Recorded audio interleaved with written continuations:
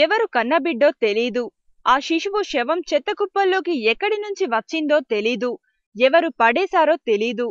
అమ్మ ఒడిలో హాయిగా నిద్రపోవాల్సిన ఆ శిశువు చెత్తకుప్పల్లో శవమైపోయాడు. ఈ దారుణ ఘటన సికింద్రాబాద్లో చోటు చేసుకుంది. కనీసం నిండా 10 నెలలైనా నిండని పసికందు సికింద్రాబాద్ ఆర్డీఓ ఆఫీస్కు దగ్గరలో గల చెత్తకుప్పల్లో శవమై కనిపించడం స్థానికంగా కలకలం రేపింది. మృతదేహాన్ని గుర్తించిన స్థానికులు దగ్గరలో గల గోపాలపురం పోలీసులకు సమాచారం అందించారు. సంఘటనా స్థలానికి చేరుకున్న పోలీసులు మృతదేహాన్ని స్వాధీనం చేసుకుని పోస్టుమార్టం నిమిత్తం గాంధీ ఆస్పత్రికి తరలించారు.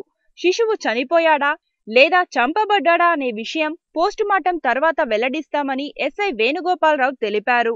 ఈ మేరకు కేసు నమోదు చేసుకుని దర్యాప్తు చేపట్టారు.